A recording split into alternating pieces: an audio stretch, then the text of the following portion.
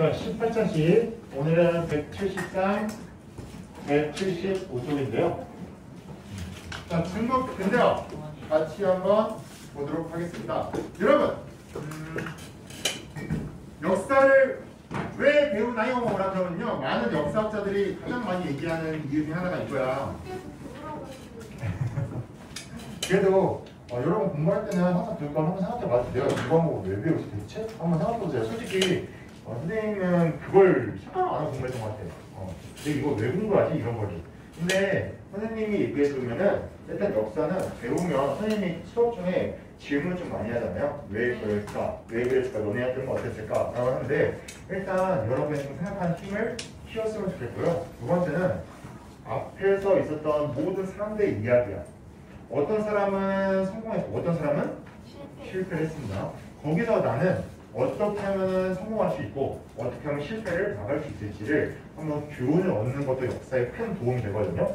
오늘은 중국이 나름 국가를 발전시키려고 노력을 많이 합니다. 하지만 실패를 겪기도 했어. 그럼 여러분이 여기서 나는 어떤 걸 얻을 수 있을까 그걸 한번 생각하면서요. 18자씩 중국 근대화 배워볼 건데요. 여러분 전 시간에 배웠듯이 중국은 아시안 전쟁을 한 번도 아니고 두 번이나 영국과 그리고 영국과 프랑스한테 털립니다. 그러면서 알게 됐어. 아, 누가 세다? 맞아. 영국과 프랑스. 저 서양 애들이 힘이 참 세구나. 그럼 우리는 서양의 무기를 받아들이자라는 양무운동이라 합니다. 양무운동. 서양의 무기를 받아들이자는 운동인데요. 이게 왜 일어났냐? 배경. 우선 얘네가 봤어. 서양 무기가 정말 센 것을. 왜냐? 아프간 전쟁 때 두 번이나 집니다. 아프간 전쟁. 맞아. 아프간 전쟁이 넘었고요. 그리고 이때 청나라에서 어떤 일이 일어나면 이때 아프간 전쟁을 지고 나서요. 청나라가 약해집니다. 서양과 침탈하고 백성들을 살기가 힘들어지고 그러면서 태평천국운동이라는 게 일어나. 태평천국 운동인데요. 태평천국 운동은 왜 일어났냐? 바로 이 아저씨였어. 홍수전이라는 아저씨가 어느 날 하늘에 계시를 받습니다. 홍수전, 너는 하나님을 위한 나라를 만들어라. 진짜일까요? 이 사람 어떤 종교를 믿었게?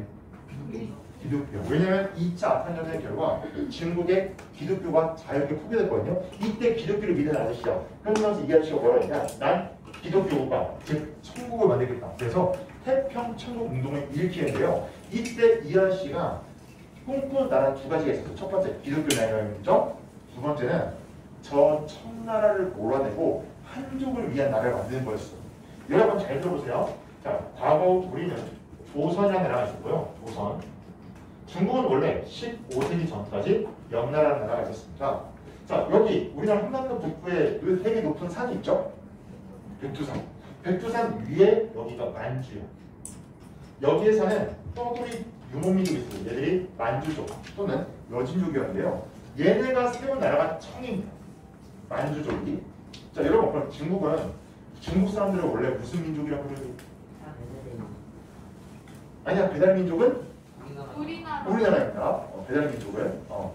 왜냐면 아주 오래전 고조선이 건국되었는데요. 고조선이 건국되는데 여기에 부족이 있었어. 그 부족이 배달민족이었어.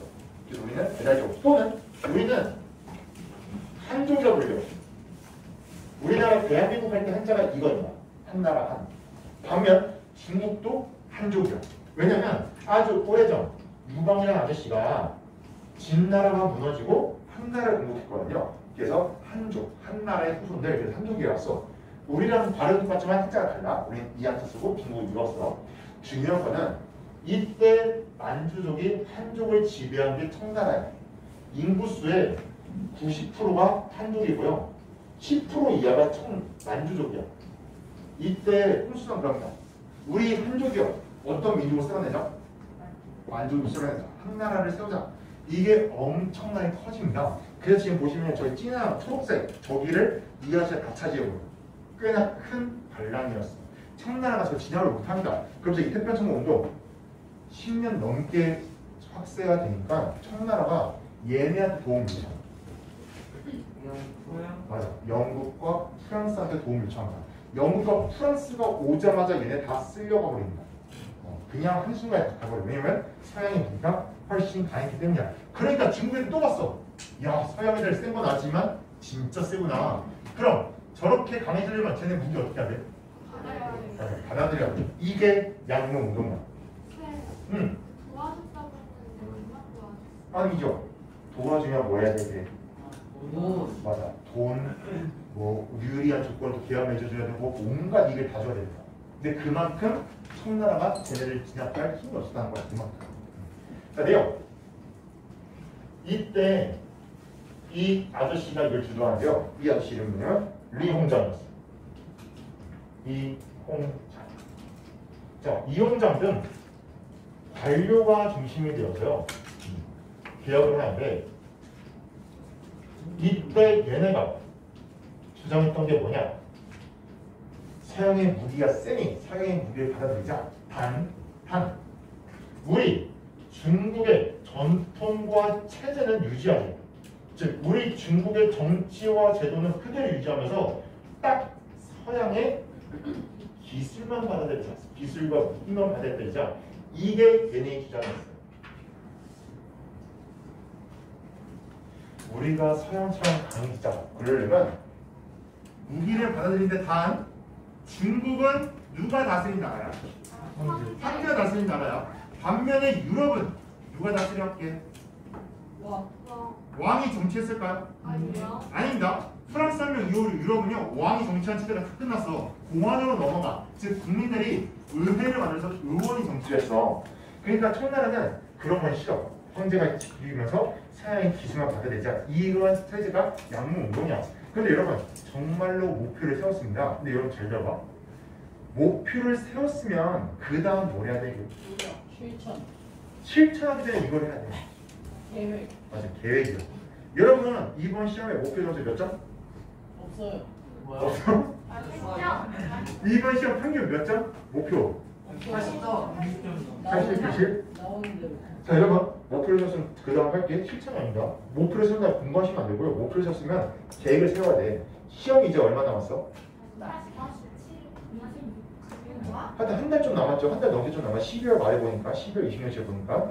자 그러면 시험에 이제 4일이 남았으면은 일주일 동안은 내가 뭐 공부하고 2주일 동안 2주차 때는 뭐 공부하고 3주차 때는 뭐 공부하고 이렇게 계획이 있어야 돼. 그냥 무작정 공부하면 안 됩니다. 이때 얘들의 문제점은요. 목표는 있었으나 계획이 없었어. 하는 게. 얘들의 한계점은요. 무계획이었습니다. 계획이 없었어요. 대표적인 사례가 뭐가 있었냐면요. 이런 거야. A 관리, B 관리가 만났어. 우리 서양의 대포를 만들자. 오케이 하고 헤어졌어. 난 대포를 만들게 너는 대포 알을 만들어라 하고 헤어졌어. 얘들아 대포 구멍이 예를 들어서 이게 크기가 1m야. 그럼 대포 알은 1m보다 커야 돼? 작아야 돼? 작아야 돼. 1m보다 더 큰 대포 알을 만들게. 그러니까 서로 계획이 없던 거야. 난 1m짜리를 만들게. 너는 1m 작은 대포를 만들어. 또 이런 것도 있었어. 우리가 만나서 우리 같이 대포 만들자. 그래 하면은 난 대포, 넌 바퀴, 너는 뭐 이렇게 해야 되는데 우리 대포 만들자. 알겠어. 하면 같이 바퀴만 만드는 거. 정말로 무계획적으로 운영된다. 즉 컨트롤 타워가 없었어. 그러니까 제대로 무기가 만들어지지도 못하고요. 더 심지어 국가가 무기 만들어 돈을 줍니다. 이렇게 무기 공장을 만들고 개발하러 돈을 줬어. 돈을 줬는데 관리들이 부정부패 때문에 다 뜯어먹고 그걸. 그래서 실제로 군사들이 훈련을 해야 되는데 훈련할 돈이 없는 거야. 근데 그때 기록이 들어가면요. 저런 대포알을 넣어야 되잖아. 돈이 없으니까 대포알 쓸 돈이 없으니까 콩알을 넣어서 쐈다는 기록도 있어요. 콩알. 그러니까 그만큼 무계획에다 부정부패였습니다. 그러니까 성과가 없어요. 큰 성과가 없습니다. 얘네가 큰 성과가 없다는 게 언제 알려졌냐? 이 사건 때 알려져.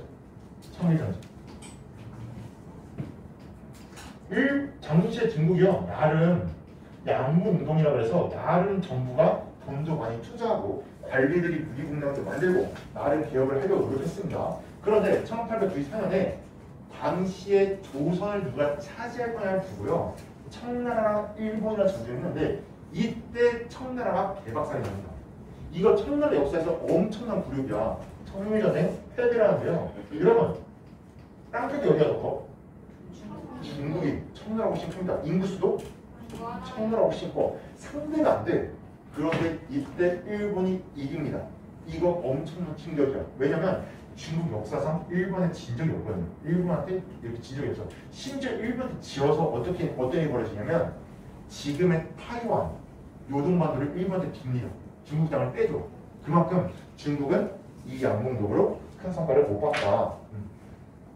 그래서 나타난 그 다음 등장하신 이 아저씨야. 강유웨이. 자, 볼게요 한번. 이 아저씨가 뭐였는지. 안 돼요. 이해돼요? 한 개는 어. 3일. 자, 그래서 볼게요. 두 번째 상태요. 두 번째. 변법 작업입니다. 양궁동 실수하고요. 변법 4강 운동 일어나는데요. 자, 여러분 변법 자각 운동 뜻이 뭐냐면요. 변법 자각 운동 이번에는 연도가 1808년인데 선생님이 연도 쓰는 이유는 연도 외우라는 게 아니고요. 그냥 대충 뭐가 앞이었는지 뒤였는지만 알려고 쓰는 거야. 자, 여러분 변법 자각 운동인데 뜻이 뭐냐면 맞아, 바뀌다. 변시작의 변자야. 법을 바꿔서 자기 스스로 강해지다는 운동입니다. 자, 변법자각 운동 배경. 양궁동 성공이다 실패다? 자, 실패했습니다. 이때 수많은 중민들이 상처를 입어. 야, 우리 청나라가 이렇게 약하다니? 왜 일본이 이기다니? 대체 일본은 왜 강한 거야? 이때 일본은 왜 강했나를 찾아봤더니요. 일본은 무기만 받아들인 게 아니었어. 모든 국가 체제를 서양식으로 바꿨습니다. 즉, 입헌 군주제로 바꿔버려요. 그래서 이때 강요웨이라는 지식인을 중심으로 우리 청나라도 네요. 이때 강유웨이 중국식 발음이고요. 우리한테는 강유위라고 소개되었습니다. 강유웨이라는 중국의 한 지식인, 강유웨이 등 지식인들이 대화를 일으켰는데 얘네가 뭐라 주장했냐? 우리 청나라는 약하고 일본이 강한 이유를 찾았다. 일본은 서양의 체제, 즉 왕이 정치하는 게 아니라 누가 정치해? 시민들, 국민들이 의원을 뽑아서 의원이 법을 만들고 왕은 그 법에 따라 정치하는 입헌 군주제더라. 또는 미국 같은 데는 대통령제가 있다더라. 이렇게 국민의 주권을 넘기자. 서양의 정치 체제를 따르자. 거기다가 서양의 기술까지 발현되자. 이게 변법 자각 운동입니다. 양궁동은 뭐만 받아들이죠? 기술만. 변법 자각은 정치 체제와 더불어서 모든 걸 싹 다 서양식으로 바꾸자는 거야. 그런데 여러분, 변법 자각 운동 그 당시 황제가 좋아했을까 싫어했을까? 왜 싫어요? 자기는 막 다 하고 싶은데. 그렇죠. 만약에 서양의 체제처럼 입헌 군주에 순간 황제의 권력이 약해진다. 근데 놀라운 점은 그 당시에 황제는 여기에 찬성을 했어. 왜냐? 황제 대신에 얘가 정치했어. 얘가 그 당시 정치하던 사람. 결과 얘가 누구냐면 그 유명한 당시의 청나라의 보수파, 즉 현재 체제를 보수하는 황제의 모든 권력 뭘 빠져 이게 보수파인데요. 이게 누구냐면 서태후라는 여자예요. 서태후. 아니 서태후가 뭐냐면 황제 부인의 태후라 그래. 근데 얘 성이 서씨였어. 얘가 서쪽 궁궐에 살아서 서태후야. 그래서 서태후라는 여자가 있었는데 얘가 반대합니다. 자, 서태후가 어떤 인물이에요? 서태후는요 어렸을 때 아빠가 좀 약간 지방 관리였어. 그래서 아빠 따라 이사를 좀 많이 다니던 여자였습니다. 근데 이 서태후는요 어려서 또 총명하고 조금 정치에 관심이 많았어. 근데 여자가 그 당시에 정치할 수 있어 없어? 없어요. 서태후는 꿈이 있었어. 내가 정치인이 되는 거. 그래서 이때 서태후는 정치를 하려면 딱 하나 방법. 높은 위치에 가야 돼. 그 당시 여자로서 가장 높은 위치는 황후야. 황제 부인이야. 그래서 실제로 스스로 먼저 궁궐에 궁녀로 들어갑니다. 그래서 황제 눈에 들려고 온갖 별의별 짓을 다 해. 뭐 황제를 모시면 황관에 가서 뒷돈도 주고, 황제가 좋아하는 향수 맨날 뿌리고, 황제가 언제 우리 집 방문하면 막 그런 식으로 해서 어떻게 보니까 이제 황제랑 어울리게 되면서 태호까지 올라가는 거야. 첫 태호까지. 그런데 당시에 황제 11대 황제였는데 이름이 나도 지켜봤거든요. 이 황제랑 그래서 서태후랑 결혼했어. 근데 이 황제가 죽습니다. 죽어. 아들이 있었어. 아들이 있었는데요. 황제가 죽고 얘 아들이 왕을 하는데 얘가 이때 나이가 어렸어. 아들이 나이가 어리니까 누가 정치해야 돼? 그죠? 엄마가 정치한다. 이때 서태후가 드디어 권력을 잡은 거야. 권력을 잡았어. 근데 서태후는요 권력을 잡고 아들이 정치를 못하게 일거수일투족을 다 감시한다. 심지어 애인 만나는 것까지 감시했어요. 너 이번에 애인 만나지 마. 너 이번에 이때 아들이 결혼도 했거든요. 너 이번에 부인하고 가지 마. 부인하고 만나. 이런 것까지 간섭할 정도로 아들의 모든 걸 간섭합니다. 이 아들이 어떻게 했어요? 짜증나요. 짜증나지. 그래서 결국에 21살 때 죽어버려. 이유는 좀 약간 얘가 술 같은 거에 많이 쩔어 살거든요. 그래서 결국에는 아들이 일찍 죽습니다. 근데 문제가 생겨. 아들이 사랑하는 여자가 있었어. 얘 사이에 아들도 있었어. 임신한 상태였거든요. 그럼 황제가 죽었으니까 얘가 그 다음 황제잖아. 그럼 서태후의 권력이 어떻게 될까? 그렇지. 얘가 어린애가 황제 되면 정치 누가 해? 엄마가 해야 되잖아. 얘는 이제 나가리가 된 거야. 미안해요. 얘는 이제 가게 된 거야. 그러니까 미안해. 자, 그러니까 자 얘네 정치가 권리 끝나게 되는 거야. 그러니까 이때 서태후가 어떻게 하냐? 자기 여동생의 아들 서태후의 조카를 입양합니다. 그리고 얘를 황제로 시켜. 자기 조카를.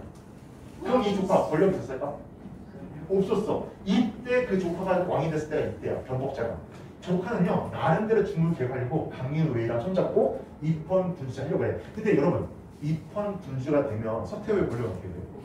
맞아요. 없어져. 그 사실을 안 서태후가 강유웨이를 잡아서 죽이라고 합니다. 그래서 강유웨이가 도망가버려요. 그래서 변복자라는 실패합니다.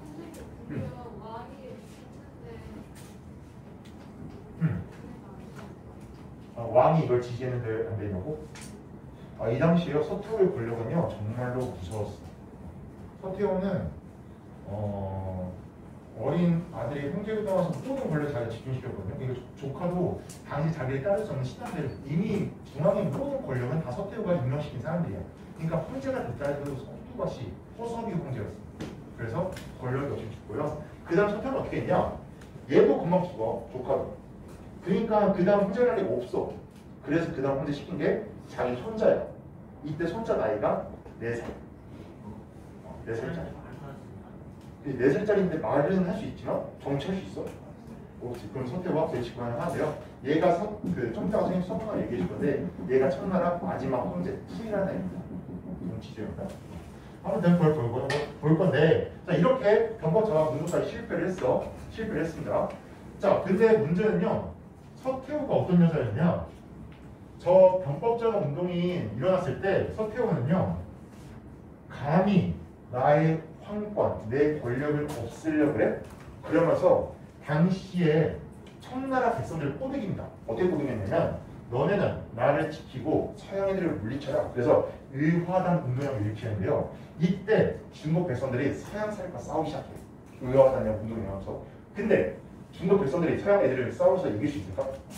집니다. 그래서 서양 애들이 이 배후에는 서태후가 있다. 서태후 죽여라 하면서 서태후를 체포하러 가거든요.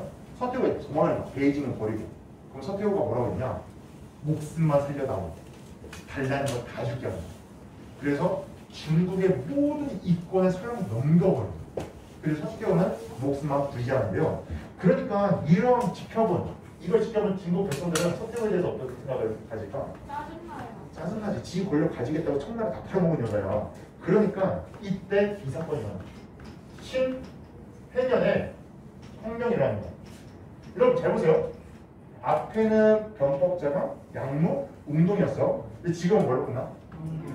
이거 성공했을까 실패했을까? 성공합니다. 과연 어떤 운동이었냐? 어떤 사건이었냐? 신혁명이 뭐냐면요. 배경.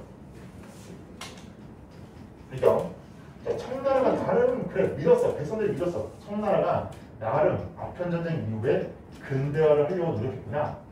그런데 이 근대화가 모두 실패. 게다가 서태후 등 보수파는 자신들의 목숨을 살리기 위해서 중국의 모든 경제적 권리를 다 팔아넘긴 상태입니다.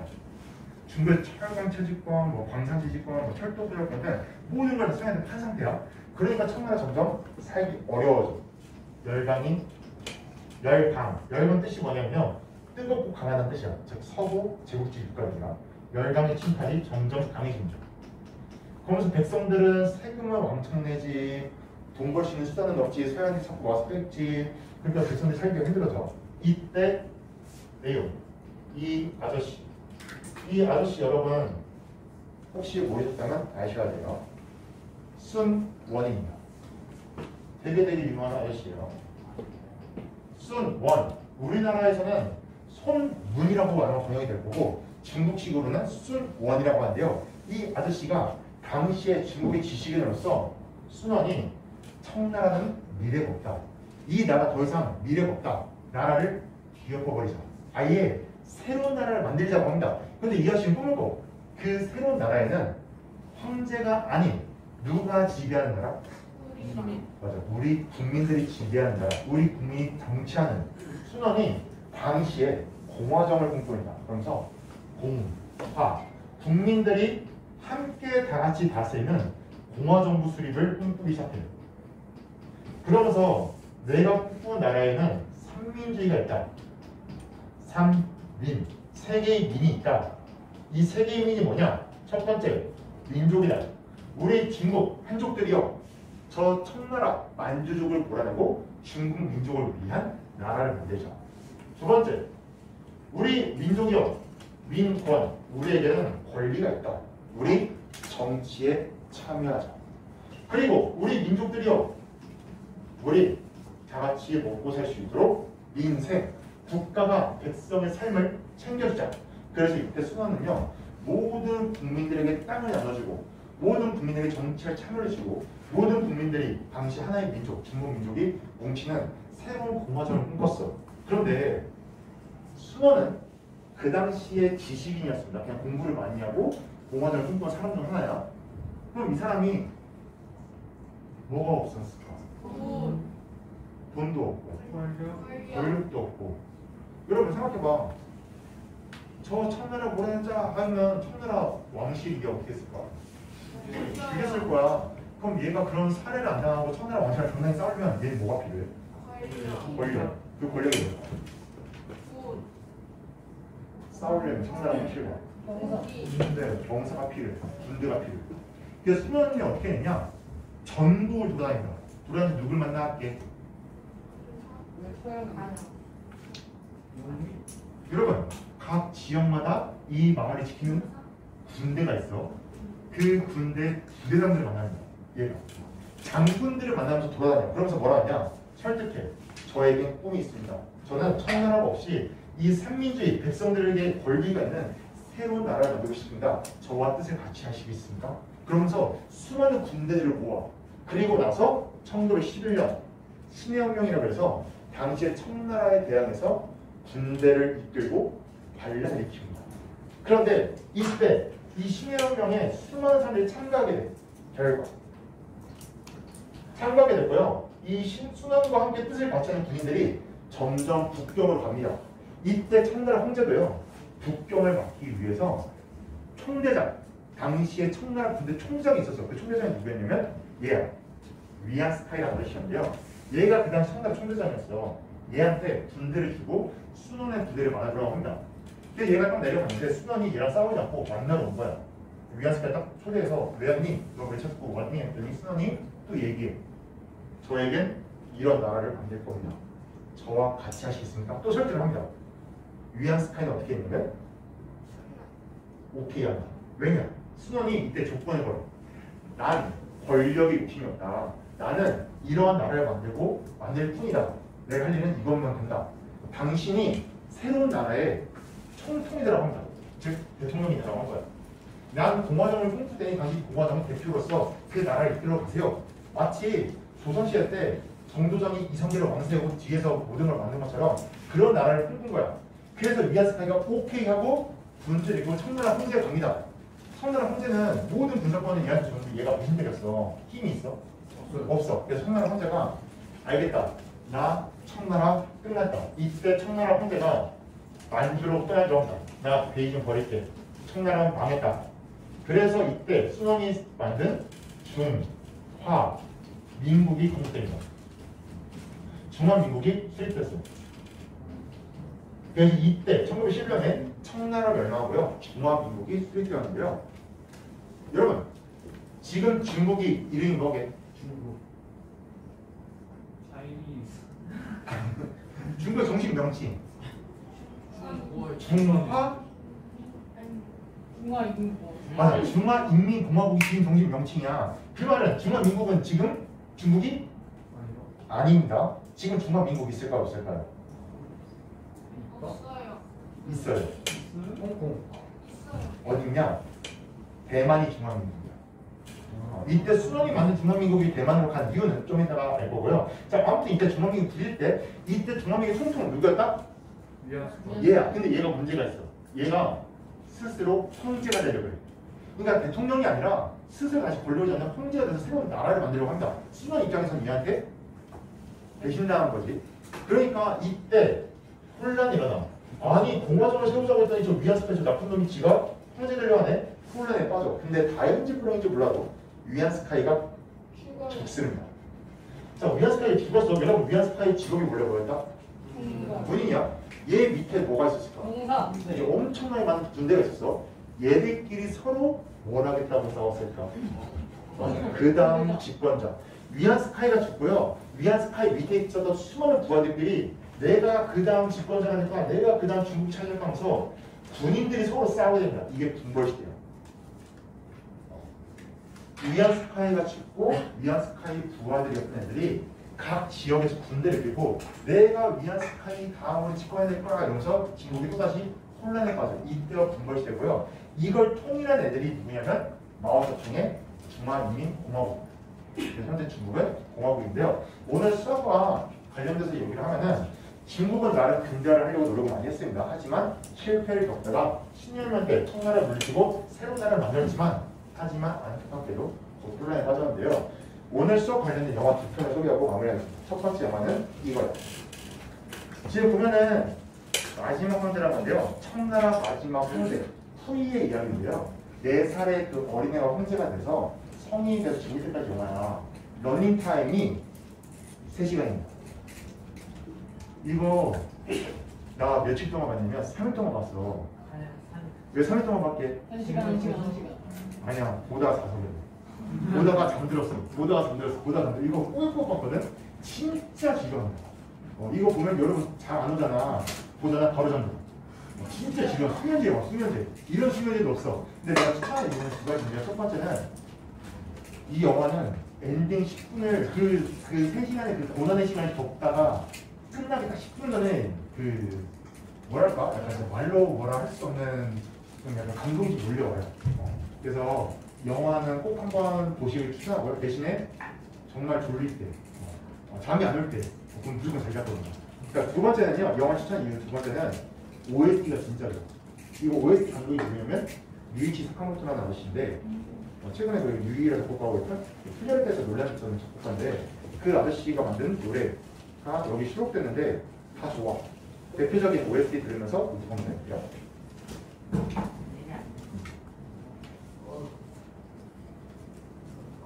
이하 씨가 작곡한 음악감도 참여해서 그래 이건데 들으면 알걸? 엄청 유명해.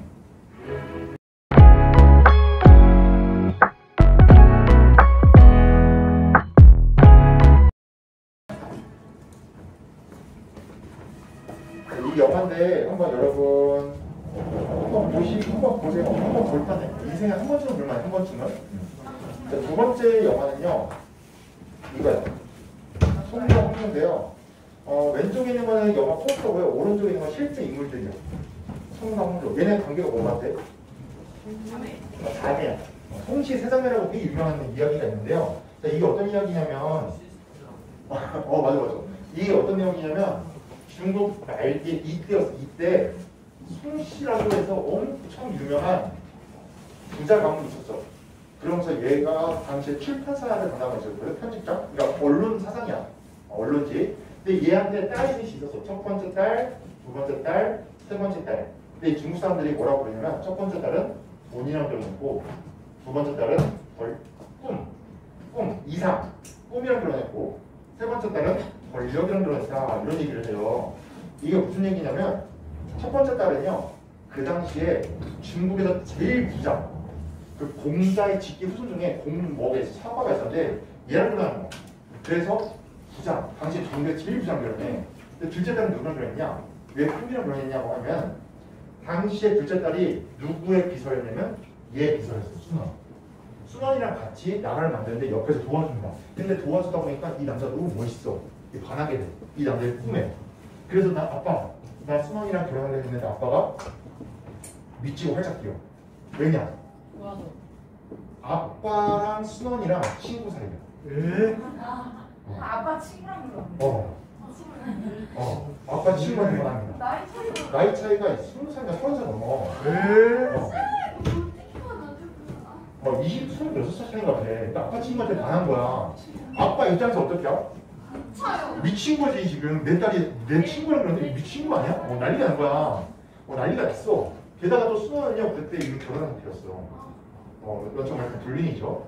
근데 어쨌든 얘는 순원에 결혼하고 싶어. 근데 이때 온 가족이 다 너 미친 거 아니냐면서 얘 감금시켜버립니다.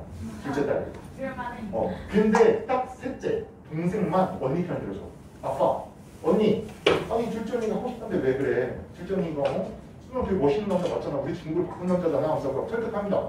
그래서 그런데 이 둘째 언니가 그때 도망을 탈출을 해.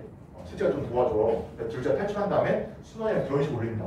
이때 아빠가 그 사실 알고 쫓아가서 이 결혼 반대야 이러면서 별짓 다 하거든요. 어쨌든 결혼을 했어. 그러면 순환은 원래 결혼했다고 했잖아요. 그 부인을 옛날이어서 아마 같이 그냥 계속 살았을 거야. 아니면 그 부인도 이제 좀 순원이 워낙 일을 많이 해서 여기저기 왔다 갔다 하거든요. 근데 집 여러 채일 거야. 그럼. 맞아. 친구가 사이가 된 거야. 여기 친구는 정신 나간 짓이죠. 아무튼 지금은 알겠고. 자, 아무튼 이런 일이 있었어요. 근데 이때 셋째는 누구랑 결혼했냐? 순원이 부하가 하나 있었어. 그 부하가 누구였냐면 장계석이라는 애가 있었어요. 장계석. 얘가 장제스라는 애인데 얘가 원래 군인 출신이야. 순원 밑에서 이제 군대로서 일했던 그 대장이었거든요. 근데 셋째가 얘를 보고 반해. 근데 둘째가 뭐라고 했냐?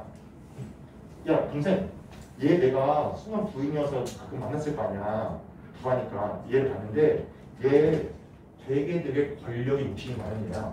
정치를 꿈꾸기보다는 얘는 권력 잡고 싶어서 지금 순원 밑에 있는 애야. 얘는 안 돼. 결혼 반대한다. 그래서 더 웃긴 건 장계석도 이때 부인이 있었거든요. 이 유부남이잖아. 안 돼. 자기는 결혼했지만. 이런 이유로 반대를 해요. 셋째한테. 근데 셋째가 기분이 어땠을까? 짜증나요. 그렇지 왜? 자기가 도와줬는데. 지금 도와줬는데 언니 막 결혼할 때까지 도와줬는데 언니는 나 안 도와줘. 이때부터 수들이 약간 사이가 삐걱거리는 거야. 그 어쨌든 장계석이 결혼했어. 셋째는. 그래서 권력이랑 결혼을 하게 되는데요. 나중에 어떻게 되냐? 순원이 죽고 중華민국을 이어가는 게 얘야. 장계석이야. 근데 여러분 아시다시피 중국을 지금 통일한 아저씨 누구? 맞아, 마오쩌둥이야. 나중에 되면요, 원래는 장계석이 중국을 차지하려고 했는데 공산당 세력이랑 마오쩌둥이랑 장계석이랑 둘이 싸워. 이때 마오쩌둥이 이깁니다.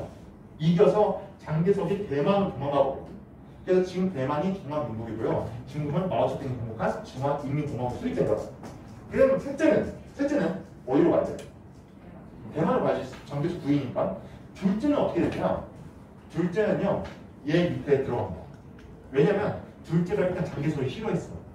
그리고 마오쩌둥도 둘째가 온다고 했을 때 환영해. 왜 환영하냐면 둘째 앞에 누구? 순원이야. 순원은요 중국 역사의 아버지야. 중국의 아버지라고 불리는 존경한 인물이야. 천나를 끝냈기 때문에 마오쩌둥도 이 사람 존경해. 함부로 못해. 그러니까 둘째가 여기 온다 했을 때 개환영합니다. 그래서 둘째는 중국, 셋째는 대만으로 가버려. 근데 여러분 대만과 중국 사이 어때? 안 좋아. 그래서 실제로 어떻게 되냐면 1990년대쯤에 둘째가 나이가 와서 죽게 된 거야. 죽기 직전에 동생이 보고 싶어. 이게 죽기 전에 그래도 사이가 나빴어도 되게 보고 싶던 가족이니까. 그래서 동생한테 편지 보냅니다. 지금 송경명이 셋째가 송민영이었거든. 송민영 보고 싶다. 올 수 있게 도와달라. 대만한테 편지를 보내는데요. 이때 어떻게 되냐면 못 가. 대만 정부에서 휴학을 하고. 뭐 기록에 따라서는 뭐 셋째가 그냥 안 갔다는 얘기도 있지만 전체적으로 봤을 때 중국이랑 대만이랑 사이가 안 좋았기 때문에 못 만납니다. 그렇게 해서 세자매, 어떻게 보면 파란마장 인생을 살다가 돌아가신 세자매의 이야기였는데요. 이 영화가 손과 홍조예요. 그래서 이런 영화가 있었습니다.